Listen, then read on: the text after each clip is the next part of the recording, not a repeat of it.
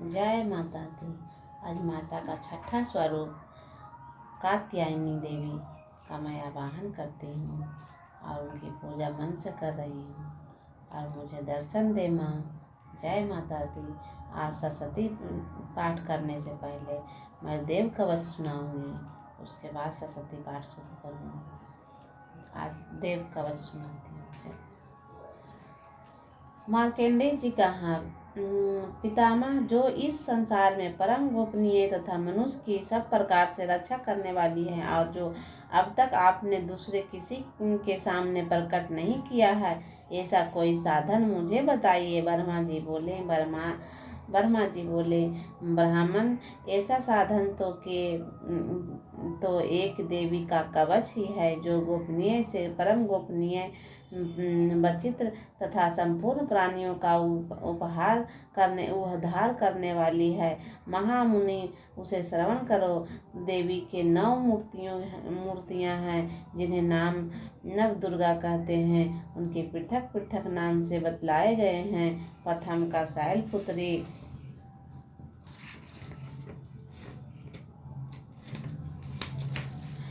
और दूसरी मूर्ति ग्राम ब्रह्मचारिणी। तीसरा स्वरूप चंद्रघटा के नाम से प्रसिद्ध है। चौथी मूर्ति को कुसमांडा कहते हैं।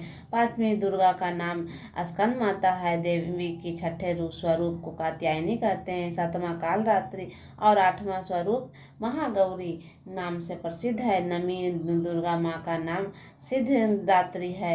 ये सब नाम सर्वज्ञ महादेवाय देव भगवान के द्वारा भी ही प्रसिद्ध हुए हैं। जो मनुष्य अग्नि में, जल में रहकर भी रणभूमि में शत्रुओं में घिर जाते हैं, विषम संकट में फंस जाते हो तथा उनके इस प्रकार से भय से होकर आतुर भगवती दुर्गा की शरण में प्राप्ति हो, उसका कभी कोई अंडा मंगल नहीं हो सकता। युद्ध में के समय संकट में पड़ने के भी ऊपर कोई विपत्ति नहीं दिखाई देती। उनके सुख दुख और भय की प्राप्ति होती है। जिन्होंने भक्ति पूर्वक देवी का स्मरण किया है, उनका निश्चय ही अद्भुत होता है, युद्ध होता है। देवी श्री तो तुम्हारा चिंतन करते हैं, उनकी तुम निस्संदेह रक्षा करती हैं। चामुंडा देवी प्रेत पर आरूढ़ होती हैं। ब्राह्मणी भैंसे पर सवारी होती हैं। इंद्रिका का वाहन एतवारी है। वैष्णव देवी गरुड़ पर ही आसन जमाती हैं। महेश्वरी वृक्ष पर आरूढ़ हैं। अब कौमारी वाहन मयूर है।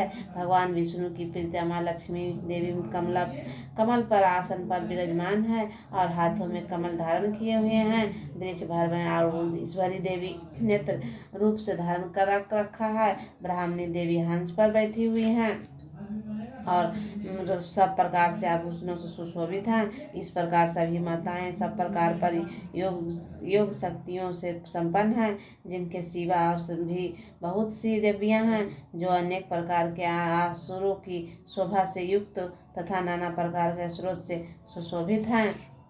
ये संपूर्ण देवियां क्रोध में भरी हुई हैं और भक्तों की रक्षा के लिए रथ पर बैठी हुई दिखाई दे रही हैं। ये षंड चक्र गदा शक्ति हल और सुरक्षा तोमर पशुपास कुंत एवं त्रिशूल एवं उत्तम खंड धनुष आदि शस्त्र अपने हाथों में धारण किए हुए हैं। दैत्यों के शरीर का नाश करना, भक्तों को अभय दान देना और देवताओं को कल्याण करना यही इनका शस्त्र धारण उद्यान है।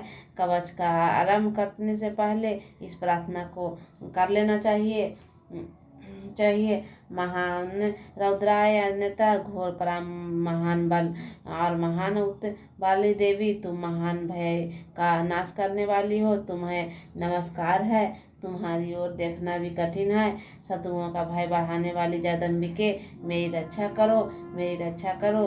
पृथ्वी दिशा पूर्व दिशा में इंद्री, मेरी रक्षा करो। अग्नि कोण में अग्नि शक्ति, दक्षिण दिशा में ब्राह्मणी तथा नैत्री कोण में खनकधारी, मेरी रक्षा करो। पश्चिम दिशा में वरुण और व्याम मृग पर सवार करने वाली देवी, मेरी रक्षा करो।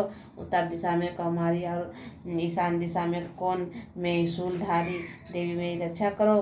ब्राह्मणी, तुम मेरी ऊपर ओर से मेरी रक्षा करो और वैष्णवी नीचे की ओर से मेरी रक्षा करो। इसी प्रकार सब वाहनों पर वाहन बनाने वाली चामुंडा देवी, 10 दिशाओं से मेरी रक्षा करो, मेरी रक्षा करो। संपूर्ण कामनाओं देने वाली महाबली देवी, दोनों पिंडियों की रक्षा करो। नरसिंह के घुटनियों के, तेजनियों के, चरणों के, पिंड भाग की मेरी रक्षा करो करो। ब्राह्मणी, आप मेरी वीर्यों की रक्षा करो। क्षत्रेश्वरी साया की तथा धर्म धारणी देवी, अहंकार, मन और बुद्धि की रक्षा करो करो देवी। जो स्थान कवच रक्षा करो। ब्राह्मणी आयु की रक्षा करो। ब्राह्मणी धर्म की रक्षा करो और तथा चक्रीय देवी यश, कीर्ति, धन, लक्ष्मी, धन तथा विद्या की रक्षा करो। इंद्राणी, आप मेरी गोत्र की रक्षा करें। चंडिका देवी शत्रुओं की रक्षा करें। महालक्ष्मी पुत्रों की रक्षा करें और भैरवी पत्नी की रक्षा करें। मेरी पथ की सुरपथा तथा मार्ग की श्रेम करी रक्षा करो। जया राजा के दरबार में महालक्ष्मी रक्षा करे तथा सब और व्याप्त रहने वाली विजय देवी, संपूर्ण भयों से मेरी रक्षा करो देवी। स्थान कवच नहीं कहा गया है, अतएव रक्षा के सहित रहित है सब, यह वह सब तुम्हारे द्वारा सुरक्षित हो, क्योंकि तुम विजय की पाप नाशनी हो। यदि आपके शरीर भला चाहे तो मनुष्य बिना कवच के कहीं एक पग भी न जाए। कवच पाठ करने का यात्रा करे। कवच के द्वारा अब औरों से सुरक्षित मनुष्य जहाँ जहाँ भी जाता है, वहाँ वहाँ धन लाभ तथा संपूर्ण कामनाओं की सिद्ध करने वाली विजय प्राप्ति होती है। जिस अभिष्ट वस्तु का चिंतन करता है उस निश्चयों का प्राप्त होता है। वह मनुष्य इस पृथ्वी पर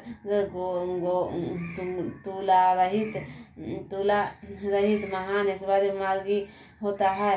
कवच में सुरक्षित मनुष्य से निर्भय हो जाता है। युद्ध में उनकी पराजय नहीं होती है, वह तीनों लोगों को पुनः जीत हो जाते हैं। देवी का यह वचन कवच देवताओं को लिए सुलभ है। जो प्रतिदिन नियम पूर्वक तीनों संध्याओं में समय श्रद्धा से साथ में इसका पाठ करता है, उन देवी भी कला प्राप्त होती है तथा वे तीनों लोगों में कहीं भी पराजित नहीं होता। इतना ही नहीं, वह आप मृत्यु से रहित हो, श्वासों की अधिक वर्षा जीवित हो रहता है। मकरी, चेत, चौकोर आदि संपूर्ण व्याधियों के में हो जाती है।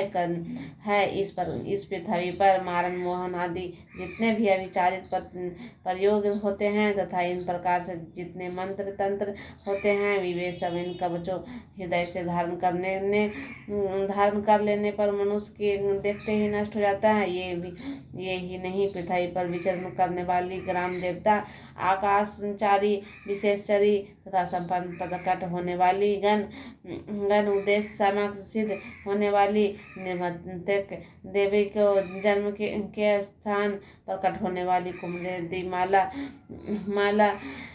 माला कवचधारी पुरुष को राजा संपूर्ण वृद्धि प्राप्ति होती है। यह कवच मनुष्य को तेज की वृद्धि करने वाली और उत्तम ही कवच करने वाली पुरुष अपनी कृति से विविध भूत तन पर अपने सुरक्षा साथ साथ वृद्धि प्राप्त होती है। जो पहले कवच का पाठ करने के बाद सरस्वती चंडी का पाठ करता है, उसके जब तक वन पर्वत तथा कमलों की पृथ्वी पर टिकी हो रहती है, तब तक यहाँ पुत्र पौत्र और संपत्ति बनी रहती है। फिर देह का अंत होने पर भी पुरुष भगवती महादेव के प्रसाद के नित्य परम पुत्र को प्राप्त होती है, जो देवताओं के लिए सुलभ नहीं है। बस सुंदर दिव्य रूप के धारण करता है कल्याण शिव के साथ आनंद भागी होता है। जय माता दी।